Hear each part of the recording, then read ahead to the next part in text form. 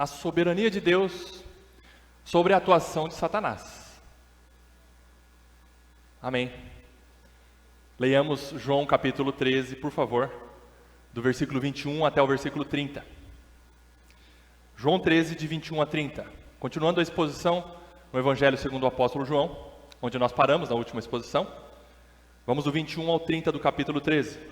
Diz assim o texto sagrado: ditas estas coisas, angustiou-se Jesus em espírito e afirmou: em verdade vos digo, que um dentre vós me trairá. Então os discípulos olharam uns para os outros, sem saber a quem ele se referia. Ora, ali estava conchegado a Jesus um dos seus discípulos, aquele a quem ele amava. A esse fez Simão Pedro sinal, dizendo-lhe: pergunta a quem ele se refere.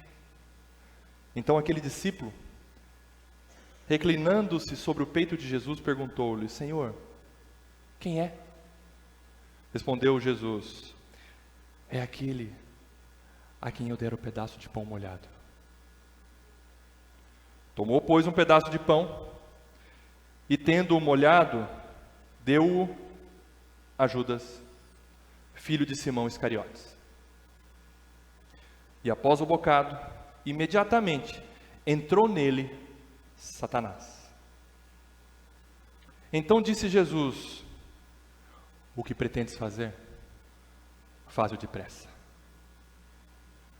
Nenhum, porém, dos que estavam à mesa percebeu a que fim lhe dissera isto. Pois, como Judas era quem trazia a bolsa, pensaram alguns que Jesus lhe dissera: compra o que precisamos para a festa, ou lhe ordenara que desse alguma coisa aos pobres. Ele, tendo recebido o bocado, saiu logo, e era noite. Senhor, nos ensine, Pai, nos instrua, nos exorte, nos discipline, nos encoraje, através da eficácia da pregação da Tua Palavra nesta manhã. Senhor, no nome de Jesus, amém. Amada igreja, a gente não vê com frequência pregações sobre Satanás. É bem verdade que Satanás não é o nosso objeto de estudo primordial, fundamental, não é, não será e nunca vai ser. Nosso objeto de estudo primordial é Deus. Nós estudamos Deus e ao estudar Deus, nós nos relacionamos com Ele. Nós não estudamos Satanás para nos relacionarmos com Ele. Nós estudamos Deus, porque a palavra de Deus é o livro sobre Deus. Então nós estudamos a palavra de Deus para nos relacionarmos com esse Deus com o qual nós estamos aprendendo. Na verdade, Ele se revela a nós para nós conhecermos melhor a Ele e nos relacionarmos com o Deus que nos ama, com o nosso Pai Celestial. E Deus é o vencedor de Satanás, e diante de quem o diabo treme. Ponto. Começamos assim a pregação nesta manhã. Todavia, por constar nas Escrituras a presença desse ser no mundo, o diabo, nós não podemos fazer pouco caso dele e de seus desígnios, como o apóstolo Paulo escreveu aos Coríntios. Por exemplo, nós não devemos desprezar e taxar o inferno como irreal, como um lugar fictício, um lugar imaginário que foi criado para se contrapor ao céu. O céu que nós consideramos existente, real, o lugar para onde nós vamos, o paraíso celestial. Não, o inferno também é igualmente real, como o diabo. E quem não acredita na existência real do inferno, terá plena certeza de sua existência no primeiro segundo em que chegar lá. Aliás, quem mais falou sobre inferno na Bíblia foi Jesus. Acontece que o pensamento teológico liberal, principalmente na atualidade, relativiza a verdade de Deus. E isso está assolando a igreja. E considera somente como real o mundo material, aquilo que é natural, aquilo que nós conseguimos entender racionalmente. Mas isso é errado. O mundo sobrenatural, espiritual, é afirmado pelas Escrituras, e é tão real quanto o mundo ou tudo aquilo que se pode ver, pegar ou entender. Satanás não é um simples símbolo do mal, ele é um ser real, ele existe sobrenaturalmente no mundo natural, onde nós vivemos, no mundo material. Satanás está em redor, e não sou eu que estou dizendo porque eu estou vendo, mas eu estou dizendo porque eu creio na palavra de Deus, que diz que ele está em nosso redor. Ele está por aqui. Se não aqui, daqui a pouco ele vem. Não sou eu que estou dizendo, é a palavra de Deus que diz. Por isso nós não podemos desprezar esse ser chamado Satanás. Então, este trecho aqui que nós estamos estudando nesta manhã, juntamente com o versículo 2 do capítulo 13, que eu tive que pular, não explicá-lo na última exposição, ele destaca a figura de Judas Iscariotes, porém aqui por trás de Judas Iscariotes existe a manifestação de Satanás. Precisamos entender o que aconteceu, qual é o campo de atuação de Satanás, tudo obviamente debaixo da soberania de Deus. Tem muitos detalhes que nós podemos estudar biblicamente sobre Satanás, mas hoje eu trago pontos bíblicos principais, suficientes para a nossa compreensão com relação ao ser de Satanás. Vamos iniciar então, versículo 2 do capítulo 13. Volta um pouquinho lá no versículo 2 do capítulo 13. Leia comigo, juntos, em voz alta. Vamos lá, versículo 2 do capítulo 13. Durante a ceia, tendo já o diabo posto no coração de Judas Iscariotes, filho de Simão, que traísse a Jesus. Queridos, quem que estava ali naquele momento da ceia do Senhor? Satanás. E vocês acham que ele não está aqui nessa reunião, ou quem sabe próximo de nós?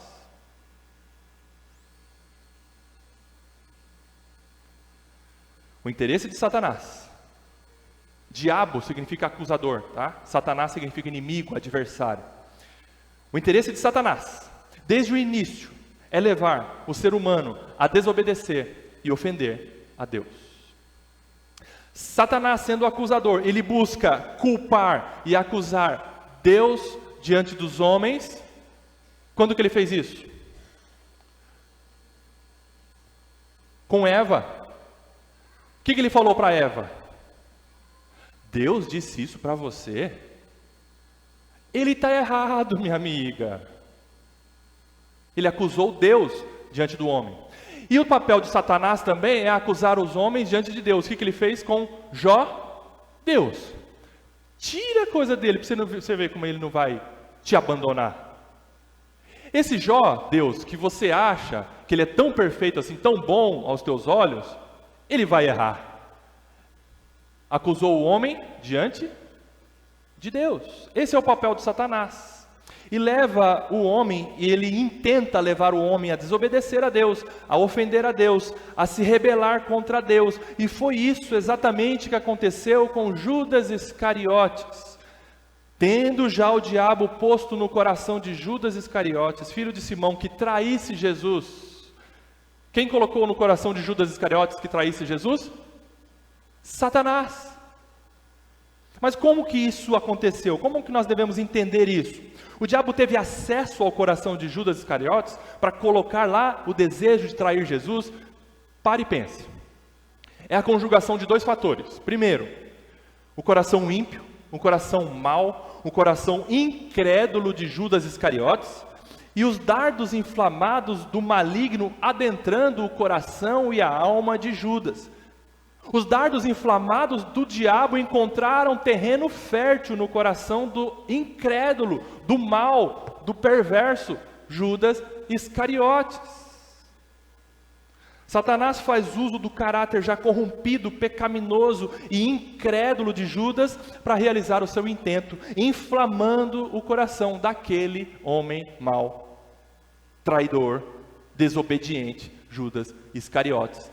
Encontrou o terreno fértil no coração daquela alma ímpia, e colocou no coração de Judas essa decisão de trair Jesus. Dardos inflamados que adentraram o coração. E aqui você pode pensar, coração, alma, mente.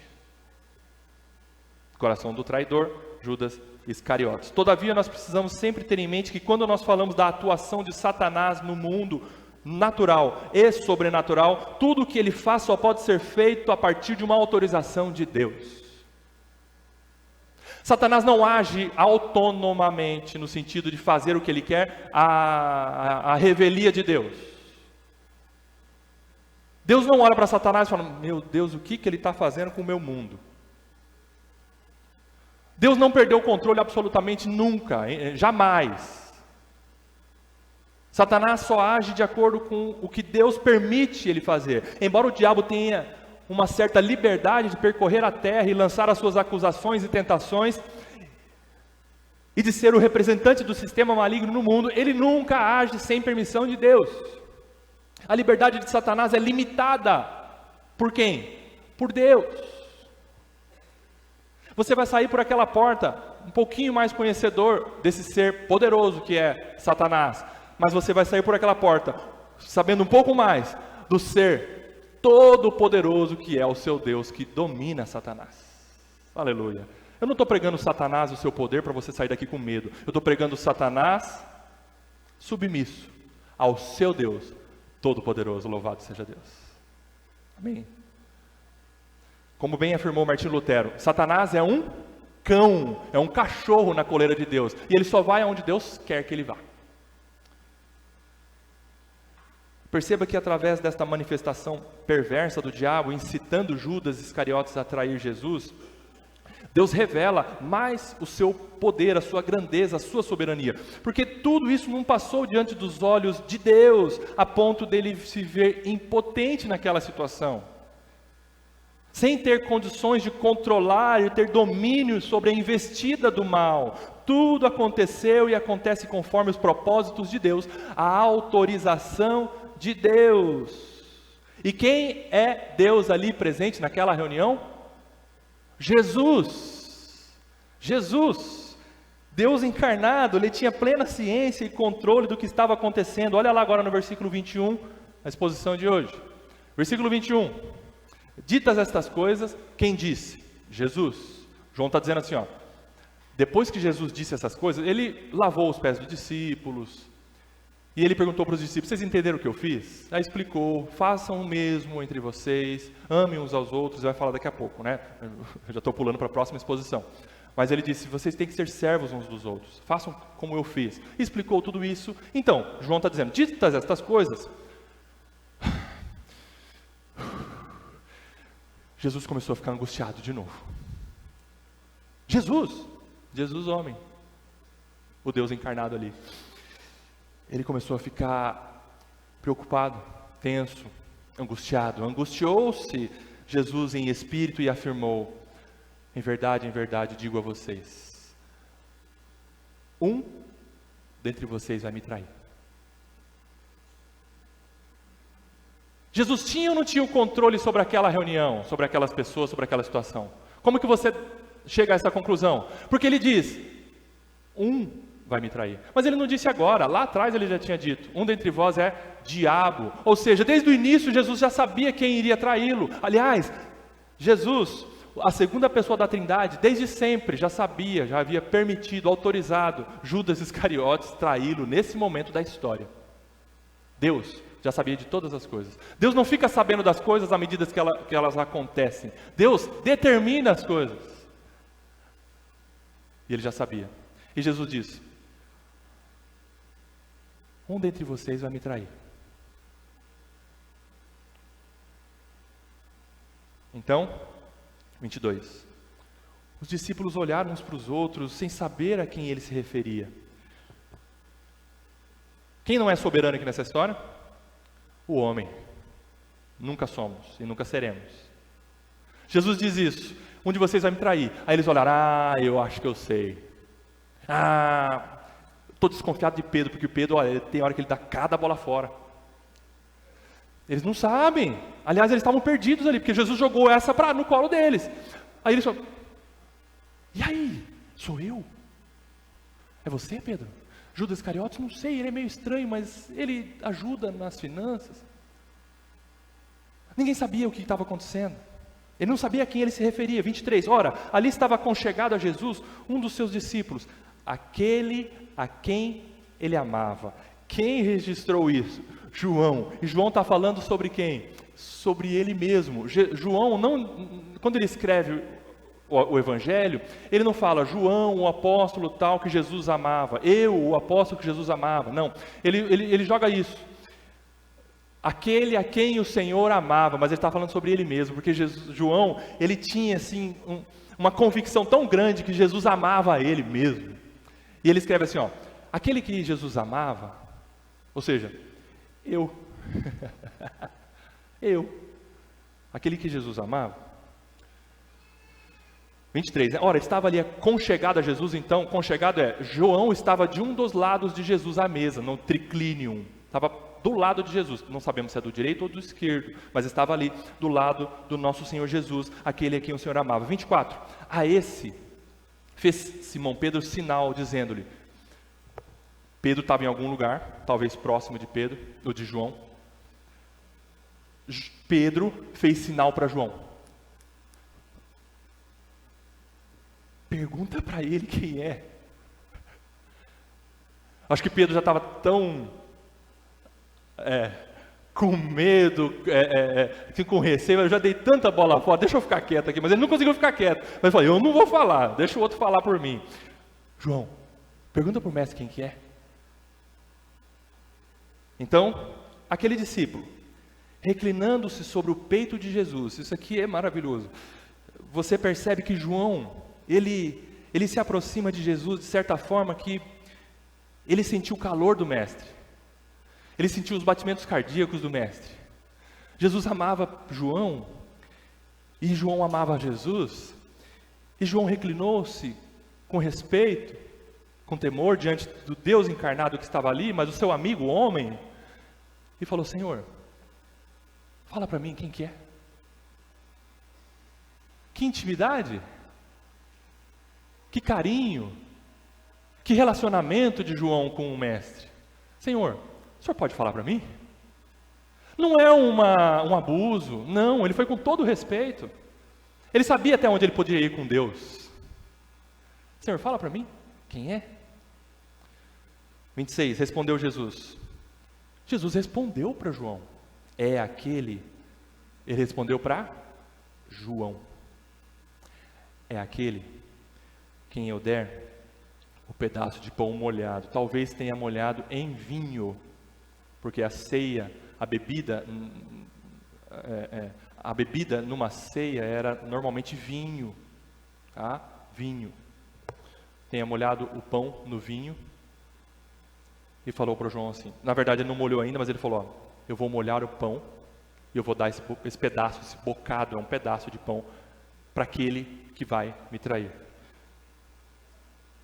Tomou, pois, um pedaço de pão, continuando 26, e tendo-o molhado, deu-o a Judas, filho de Simão Iscariotes. Jesus revelou ali quem era o traidor. Mas quem que soube dessa informação? João. 27.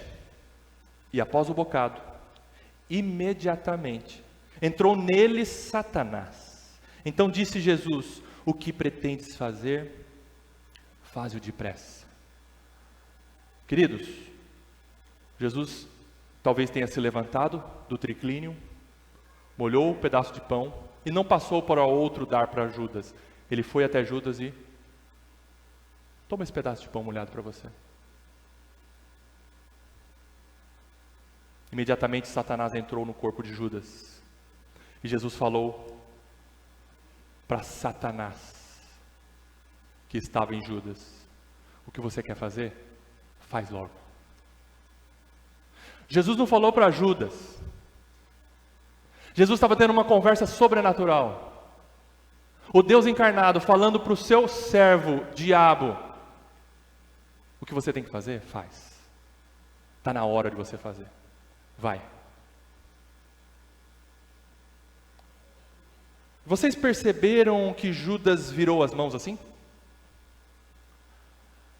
Vocês perceberam que a voz de Judas mudou? Vocês perceberam que a pupila dos olhos de Judas mudou de cor?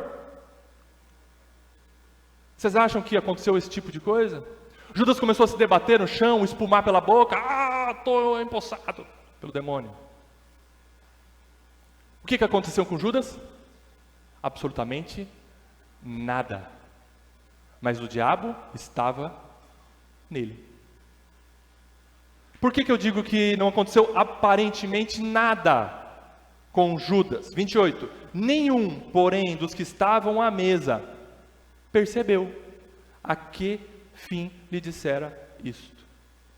Jesus disse para Judas: vai, o que você tem que fazer, faz logo. Falando para Satanás, que estava por trás de Judas.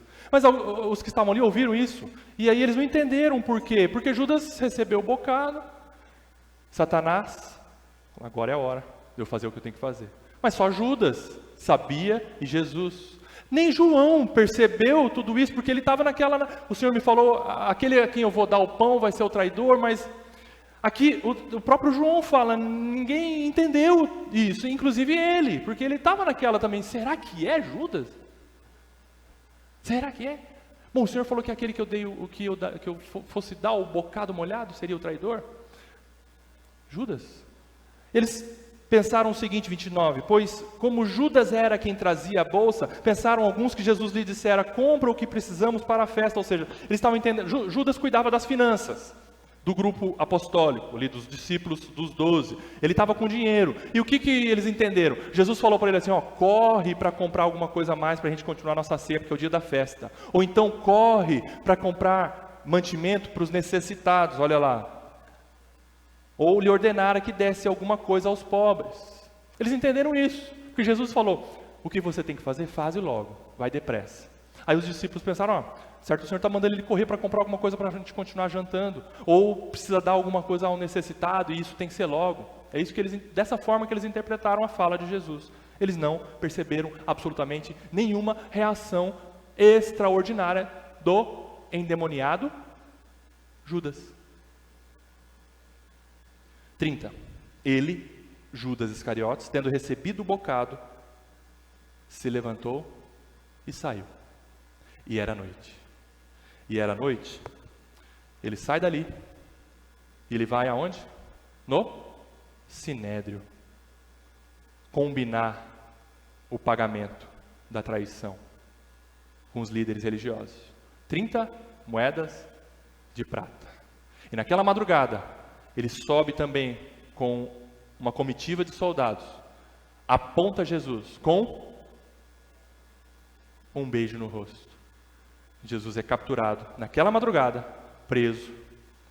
Perante Pilatos ele é colocado, é sentenciado pela multidão judaica como traidor, dizendo, crucifica esse homem. E ele foi crucificado no dia seguinte. Daqui a pouco, com relação a esse horário aqui. Igreja, somente Deus é Criador. Tudo mais é criatura. Nós precisamos entender, e eu creio que você saiba disso, o diabo não é outro criador. Deus é o único criador no universo, tudo mais é criatura, inclusive Satanás. É que hoje eu não tenho tempo para a gente poder estudar sobre a origem de Satanás. Isaías 14, Ezequiel 28, é um assunto complexo, não vai dar tempo hoje. Mas eu preciso esclarecer para você que Satanás é um ser espiritual, ele não tem corpo material, mas ele é real, ele tem emoção ou sentimento, ele tem inteligência, pensamentos, e ele tem vontade, ele tem arbítrio. Por isso ele é um ser pessoal, ele não é um ser impessoal. Satanás é um anjo, mas é um anjo caído. Na verdade ele é líder de anjos, ele era um arcanjo a serviço do rei celestial, de Deus. E o que aconteceu? Ele desobedeceu a Deus. E juntamente com ele uma multidão de outros anjos.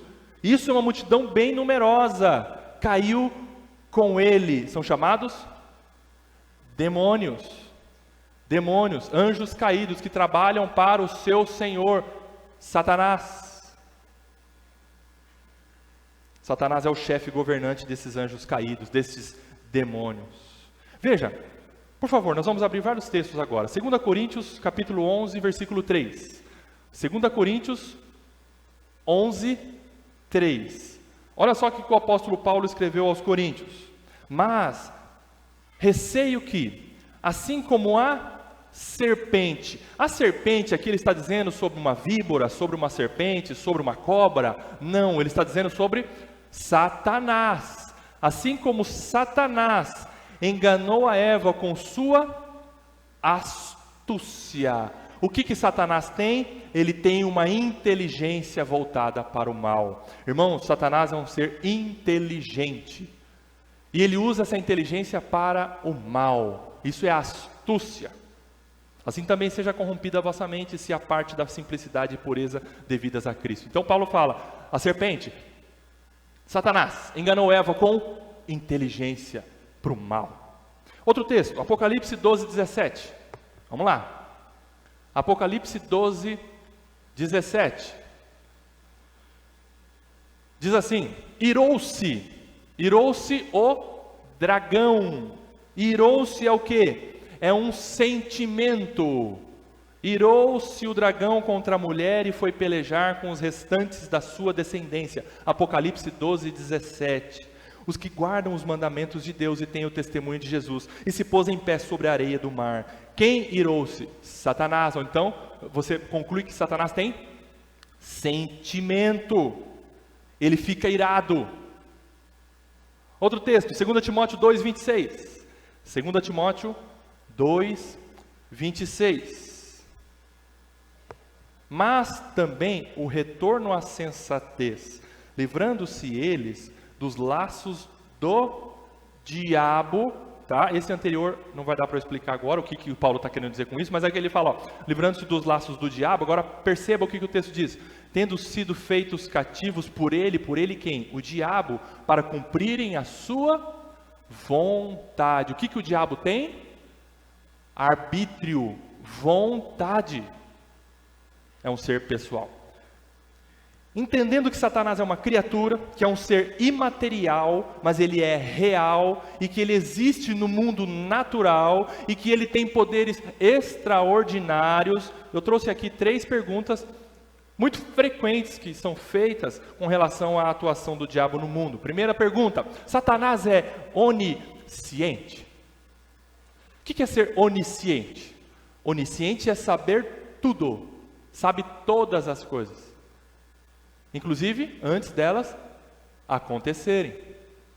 Satanás é um ser onisciente? Essa é uma dúvida frequente entre os crentes, porque a gente tem a impressão que Satanás está lendo os nossos pensamentos, é o diabinho aqui na orelha direita e o anjinho aqui na orelha esquerda, esse dualismo grego, né? Que, o diabinho e o anjinho, vai, faz isso que você está pensando, vai, erra, vai, peca. Parece que Satanás está vendo o que nós estamos pensando, principalmente quando aparece uma tentação na nossa frente e bate de acordo com o que nós estávamos pensando. Agora, dizer que Satanás conhece todas as coisas, inclusive os nossos pensamentos, é dizer que Satanás é semelhante ao nosso Deus, mas ele não é. Satanás não é onisciente. Somente Deus sabe todas as coisas e conhece os nossos pensamentos antes da gente pensá-los. Salmo 139, versículo 1 até o versículo 4. Salmo 139, de 1 a 4 diz assim: Senhor, Tu me sondas e me conheces. Sabes quando me assento e quando me levanto. De longe penetras os meus pensamentos, esquadrinhas o meu andar e o meu deitar. Conheces todos os meus caminhos. Ainda a palavra me não chegou à língua e tu, Senhor, já a conheces toda. Quem sabe tudo a nosso respeito? Deus. Deus sabe o seu pensamento e o meu pensamento, antes da gente pensar. Mas Satanás não.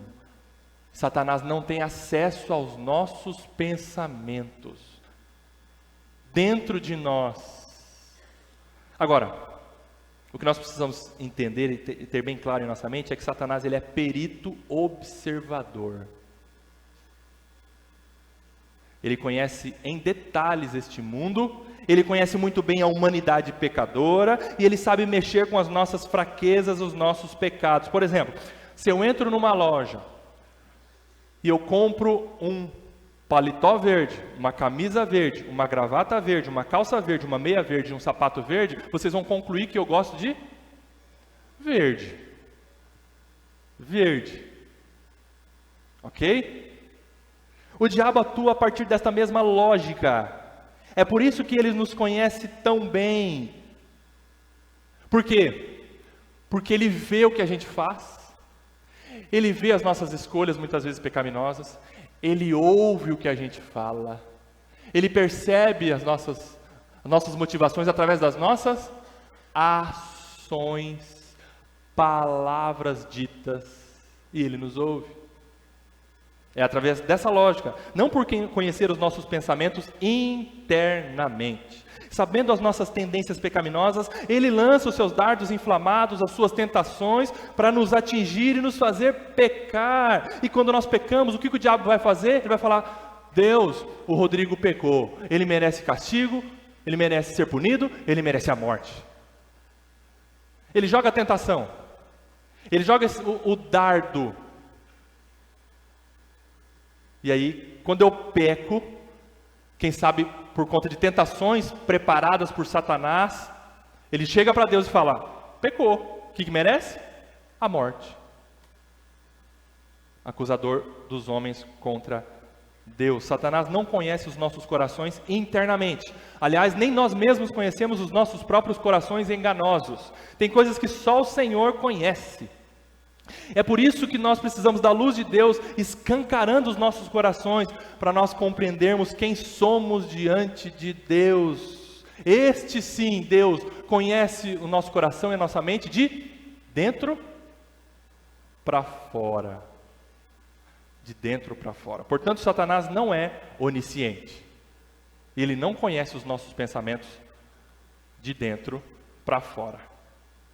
Mas ele sabe das nossas escolhas, das nossas ações, daquilo que a gente faz, daquilo que a gente fala. E ele é observador. E um pouquinho que ele tem de argumento, ele joga para preparar tentações para nós.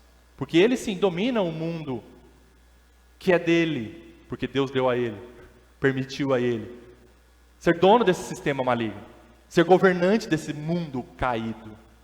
E ele prepara para nós pecarmos. Segunda pergunta: Satanás é onipresente? Não. Satanás não é onipresente. O que é ser onipresente? É estar em todos os lugares ao mesmo tempo. Satanás não é onipresente. Apesar dele ser um ser espiritual, ele não é material, ele não tem corpo, ele é imaterial. Satanás ele não pode estar em todos os lugares ao mesmo tempo. Ele se movimenta. Satanás se movimenta. Deus está em todos os lugares, mas Satanás não. Ele não possui o atributo da onipresença. Se ele se movimenta, em qual velocidade, Rodrigo? Olha, eu não sei dizer, porque não calcularam, mas ele se movimenta. E eu acredito que de forma bem rápida, mas se ele está aqui, ele não pode estar lá no Japão. Jó, capítulo 1, versículo 7, o que diz? Jó 1, 7. Abra lá, por favor. Jó 1, 7. Então perguntou o Senhor a Satanás: de onde vens?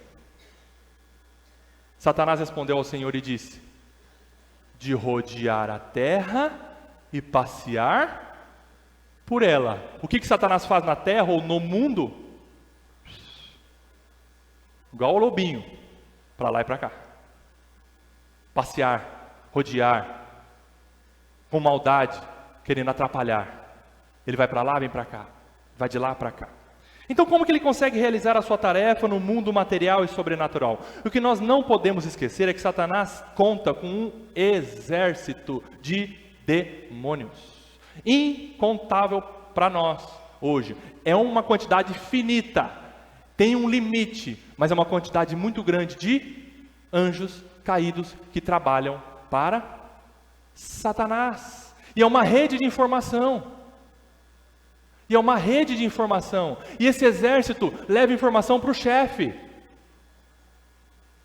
Porque Satanás não estando aqui, mas demônios estão em volta, a serviço de Satanás.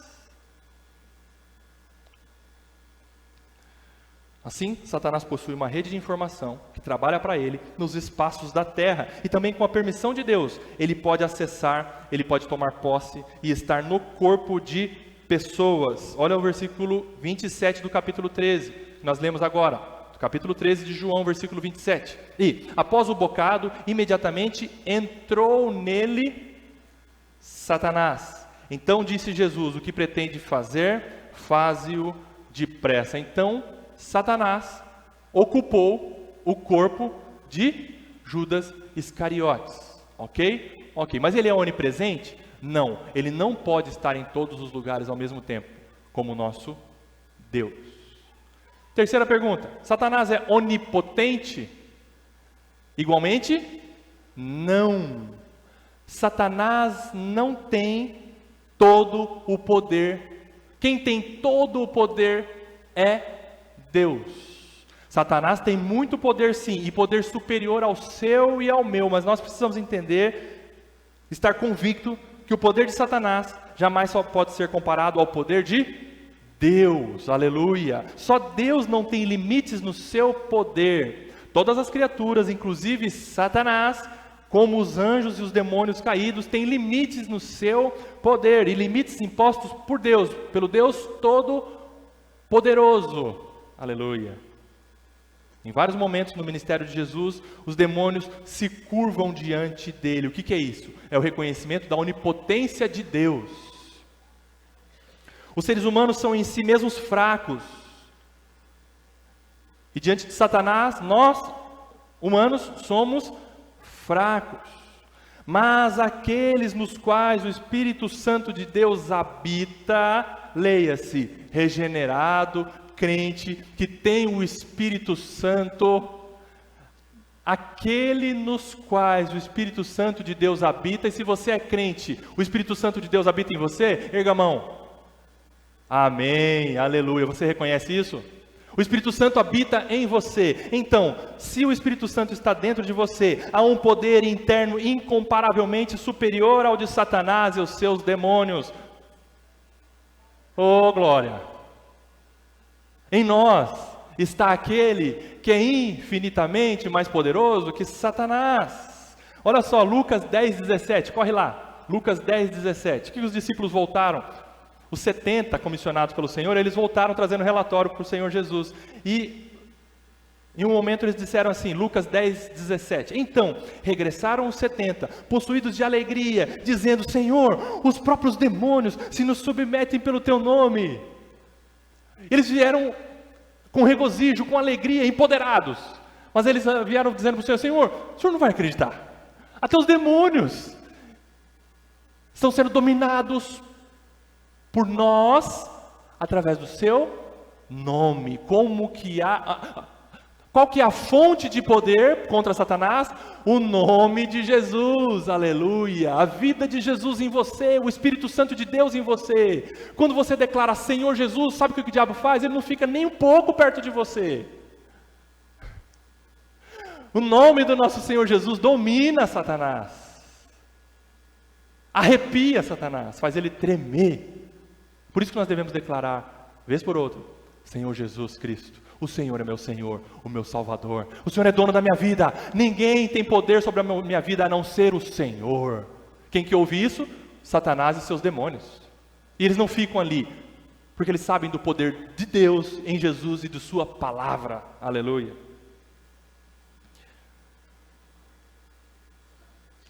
E é justamente com armas espirituais que nós vencemos o poderoso Satanás. Efésios 6, de 10 a 18, para a gente caminhar para o final.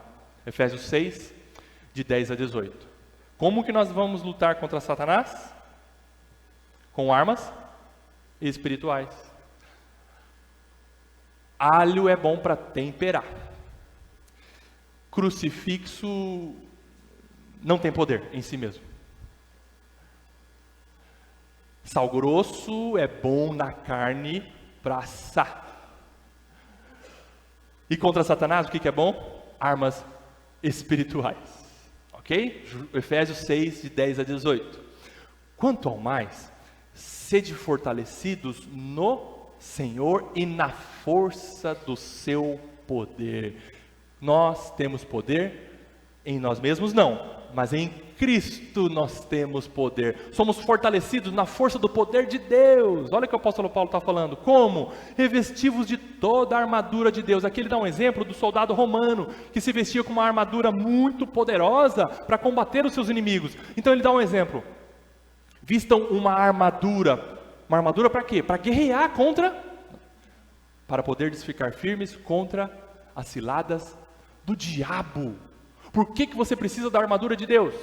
Para você resistir ao diabo, para você ficar firme contra as ciladas do diabo. 12, porque a nossa luta não é contra o sangue e a carne, contra pessoas, e sim contra os principados e potestades, contra os dominadores deste mundo tenebroso, contra as forças espirituais do mal nas regiões celestes. Nossa luta é espiritual. E aqui Paulo faz uma gradação de anjos maus, de seres maus, potestades, principados. Depois a gente pode explicar isso com mais tempo na exposição desse trecho de Efésios. Versículo 13. Portanto, tomai toda a armadura de Deus, para que possais resistir no dia mau, e depois de ter desvencido tudo, permanecer inabaláveis. Nós conseguimos vencer tudo em Cristo Jesus, ou através das armas, ou com as armas espirituais. 14. Estai, pois, firmes, cingindo-vos com a verdade. O soldado romano tinha uma capa por baixo, uma roupa, um cinto bem grosso assim, bem largo, tá? Bem largo. E ele se cingia. O que é cingir? Vocês já viram um filme que as mães vão colocar um vestido, filme de época, que as mães vão colocar um vestido na filha, e de repente está na cena assim, né? A filha olhando para o espelho, a mãe penteando o cabelo, aí de repente ela vai apertar a roupa e faz assim lá abaixo, naquela roupa que tem assim, o espartilho, né? Não sei o nome, é isso aí. Pega aquele cadarço assim, dá uma apertada na menina, a menina dá até uma afinada assim, emagrece uns 5 quilos. Paulo está falando isso, cingivos com a verdade. O que é isso? A verdade nos faz andar firme. O soldado não tinha essa couraça. Se ele tivesse uma couraça frouxa, toda a armadura que vinha depois da couraça ficava molangolando, fraca.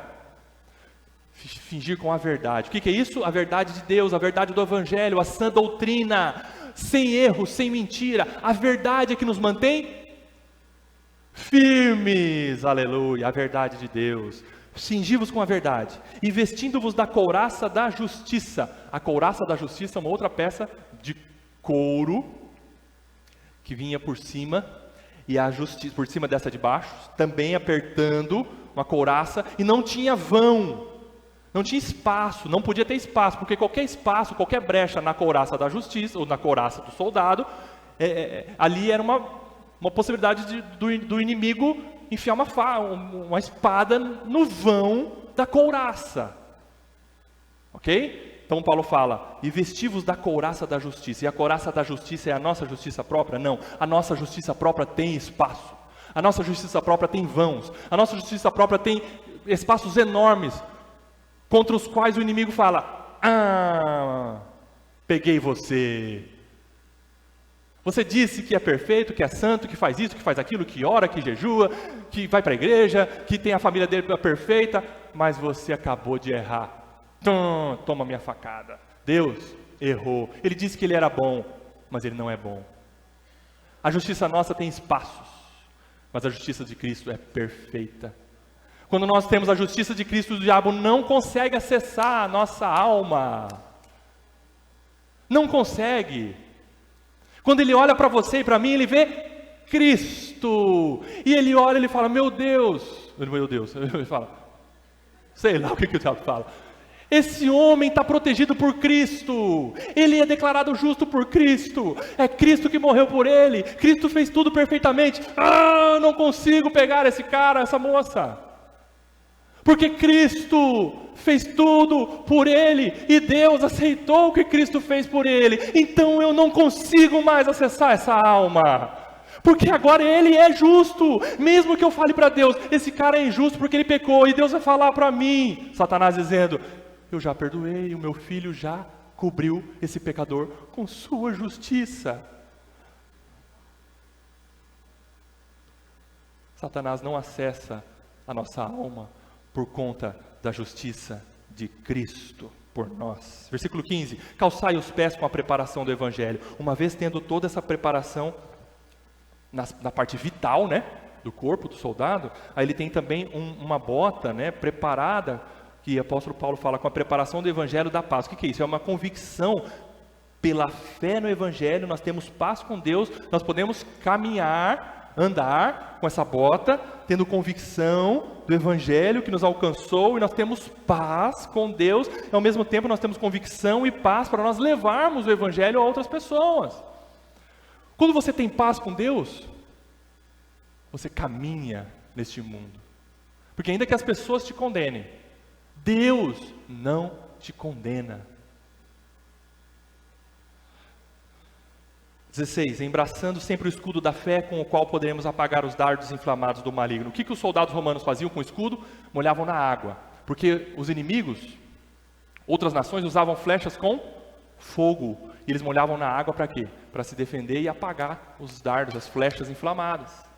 O que é o escudo da fé que o apóstolo Paulo fala? Com o qual podereis apagar todos os dardos inflamados do maligno. Você tem fé, Deus colocou no seu coração o dom da fé, você crê, você vive pela fé, você não vive por vista, mas você vive pela fé. Aí vem o ataque de Satanás, você pela fé fala, isso não me ataca porque Deus me salvou. O escudo faz a proteção daquele dardo inflamado que tenta entrar em você.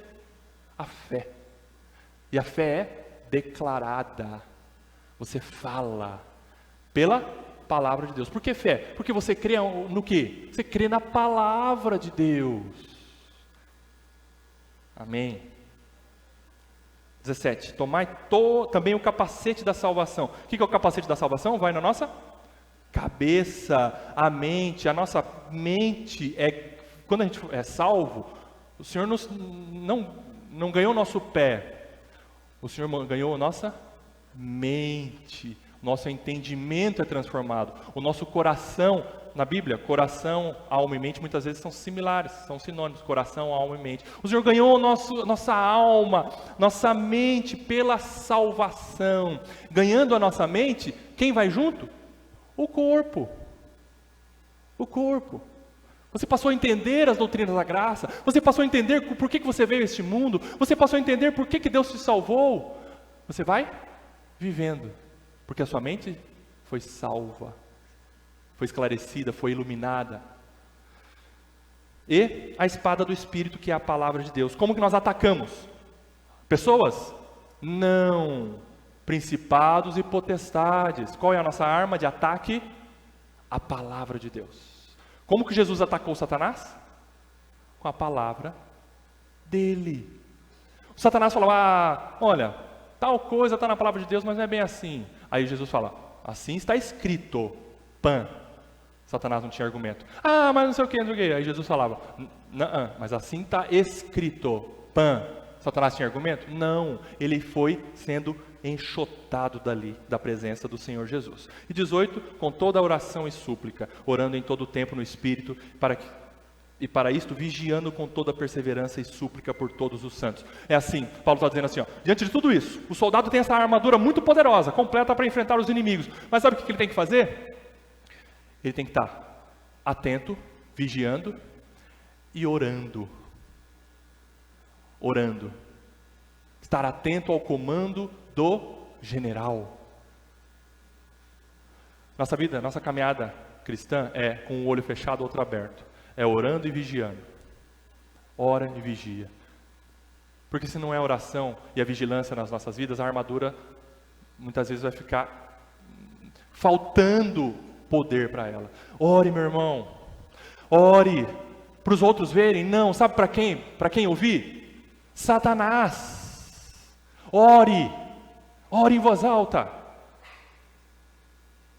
Faz parte da armadura de Deus. Mas, Rodrigo, nos casos em que a possessão demoníaca acontece, como isso pode acontecer? Satanás, ele não age com poder dominador sobre o corpo de seres humanos?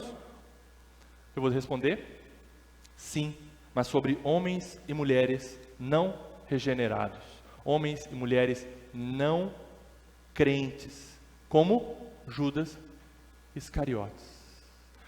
Possessão demoníaca, tem muito disso. Principalmente no neopentecostalismo. E a possessão demoníaca? Sim, a possessão demoníaca acontece. Aconteceu com Judas, acontece hoje. Mas sobre quem? Sobre homens e mulheres não crentes. Com exceção, eu vou trazer uma exceção bíblica, Jó, crente, Deus permitiu Satanás tocar no corpo de Jó e na situação financeira de Jó e na família de Jó. Mas é uma exceção bíblica, que nós não podemos jogar como regra para nós. A regra é, quem é de Cristo, o maligno não toca, louvado seja Deus. 1 João 5,18, abra lá. 1 João 5,18. Sabemos que todo aquele que é nascido de Deus não vive em pecado, ou seja, é de Deus, tem evidências externas, santidade, ok, é de Deus, vive em santidade, não vive pecando, ponto e vírgula. Antes, aquele está em letra maiúscula aí para você? Tá? Aquele, Jesus, que nasceu de Deus, o guarda. Quem é aquele? Jesus o guarda, e o maligno não lhe toca. Aleluia. O maligno não toca você e a mim, meu irmão. Porque nós somos de Deus. Porque nós somos crentes. Porque nós temos aquele que é maior. Maior é aquele que está em nós do que aquele que está no mundo. O próprio apóstolo João fala isso também em sua carta. Entendeu isso? Eu não posso dizer para você, nosso irmão foi dominado por Satanás. Eu não posso dizer isso, porque esse texto não me deixa falar isso. Porque o Espírito Santo nele faz com que o maligno nem toque nele, com exceção, a gente pode dizer isso de Jó, que o Senhor permitiu excepcionalmente para mostrar alguma coisa naquele momento do seu plano redentor, ok? Ok. Mas o inimigo está o quê? Tentando atacar você, por fora, diante daquilo que você faz, diante daquilo que você fala. Portanto, os atributos, as qualidades de onisciência, onipresença e onipotência são exclusivas de Deus. Ele não comunicou, ele não passou isso para nenhuma criatura. Só Deus sabe todas as coisas, só Deus pode estar em todos os lugares ao mesmo tempo, e só Deus tem todo o poder. Concluo então sobre a atuação de Satanás no mundo, debaixo da soberania de Deus, baseados nessa história de Judas Iscariotes, uma história triste, mas real, que aconteceu. Diante do propósito da soberania de Deus, nós concluímos que os ataques de Satanás são contra seres humanos. Coroa da criação, único ser feito à imagem e semelhança de Deus, e principalmente os crentes em Jesus Cristo. Você está na categoria de crente em Jesus Cristo? Você é alvo feroz de Satanás. Satanás odeia você, porque você representa Cristo aqui nessa terra. Satanás odeia você, porque você ama a Jesus, e Jesus te ama. Satanás odeia você, porque você foi tirado do seu domínio, do reino das trevas, e foi transportado para o reino da luz do Senhor. Satanás quer você de volta para o reino dele, e ainda que ele não possa ter sucesso nisso, ele vai tentar atrapalhar a sua caminhada e a sua disposição em adorar a Deus. Ele tem feito isso. Eu não vou dizer que ele vai fazer isso, ele já tem feito isso. Por isso nós temos que orar e estar vigilantes, porque o alvo de Satanás é atrapalhar você e a mim, porque nós representamos Cristo neste mundo. e representando Cristo, sabe o que a gente faz? Fala de Cristo para outras almas. E outras almas são convertidas através daquilo que nós proclamamos sobre Cristo. E o que o diabo olha? Estou perdendo. Então ele ataca os crentes principalmente. 1 Pedro, último texto para nós encerrarmos, capítulo 5, versículo 8, versículo 9. 1 Pedro 5, 8 e 9. O apóstolo Pedro fala assim: sede sóbrios e vigilantes. Presta atenção na sua vida e no que está acontecendo ao seu redor, cristão. O diabo, olha só o que Pedro já fala: seja vigilante, esteja esperto, seja sóbrio, fique ligado, cristão. Aí ele fala assim, o diabo anda como vosso adversário, anda em derredor, como leão que ruge, procurando alguém para devorar. O desejo de Satanás é acabar com você de alguma maneira, atrapalhar o seu relacionamento com Deus de alguma maneira. Resistir-lhe firmes na fé. Aleluia. Certos de que sofrimentos iguais aos vossos estão se cumprindo na vossa irmandade espalhada pelo mundo. Sabe o que está acontecendo? Satanás e os seus demônios estão jogando dardos inflamados no mundo inteiro, onde tem seus irmãos lá na China, onde tem seus irmãos lá na Austrália, onde tem seus irmãos lá em São Paulo, onde tem seus irmãos lá nos Estados Unidos. Eles também estão sendo igualmente atacados por Satanás e seus demônios. Mas resistir firmes na fé, certos de que sofrimentos iguais aos vossos estão se cumprindo na vossa irmandade espalhada pelo mundo. Maior é aquele que está em nós. Eu encerro dizendo para você que me ouve, e para minha alma também que me ouve, o seguinte: confia e tema a Deus. Confia no Deus que é o leão da tribo de Judá. O nosso Senhor é todo-poderoso. E nós já temos aquele que domina sobre tudo e sobre todos. Confie nele. Porque ele já venceu Satanás. E vai chegar um momento em que ele vai punir eternamente Satanás no inferno. Eu encerro dizendo: louvado seja Deus, o nosso Senhor Jesus Cristo.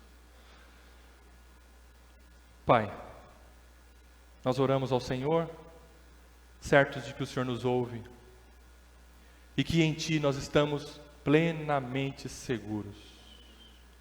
Não tememos nada, Senhor, deste mundo, não devemos ter medo de Satanás, não queremos ter medo de Satanás, nos ajude a isso, Senhor, mas que o nosso coração tema ao Senhor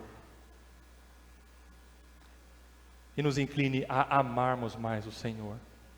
É isso que eu quero para a minha vida, eu peço para os meus amados irmãos, no nome de Jesus, amém.